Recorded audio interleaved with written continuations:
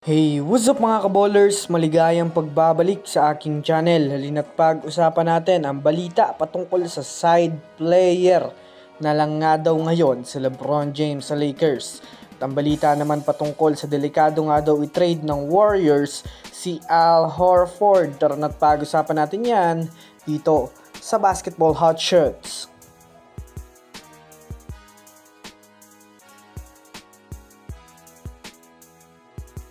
Una nga muna tayong dumako mga kaballers sa balitang side player na lang nga daw si LeBron James ngayon sa Lakers. Well, sa ngayon nga po ay alam naman natin na marami nga ang nagbubunyi ng mga Lakers fans ngayon dahil sa unexpected win ng Lakers kanina kontra sa number 2 team ng Eastern Conference na Toronto Raptors.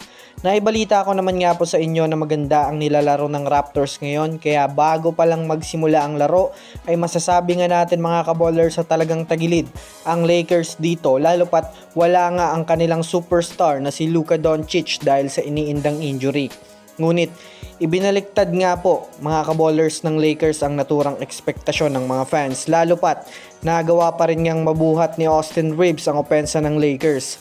Pero sa kabila nga po ng pagkakapanalo ng Lakers ay nakita naman nga natin na sa naging performance ni LeBron James ay literal na naging typical lang nga siyang player sa pagkakataon na ito.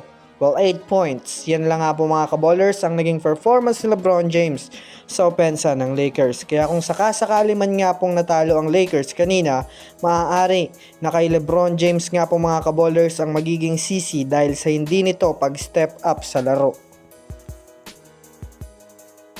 Samantala, pumunta naman tayo mga kaballers sa balitang delikado nga daw i-trade ng Warriors si Al Horford.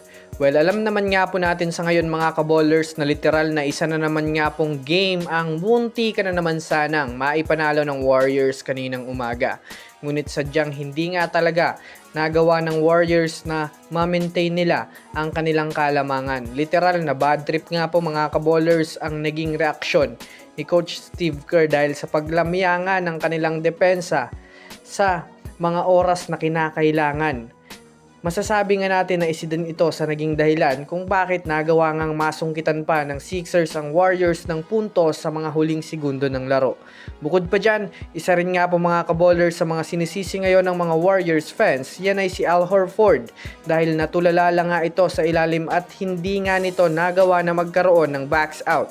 Kaya naman hindi na nga po mga kaballers napigilan ng mga fans ngayon madismaya, lalo pat lahat nga ng kanilang laro ngayon ay importante dahil sa may mga team sa ibaba ng standings na nagsisilakasan at pwede itong magpahugot sa kanila pababa pa lalo sa Western Conference.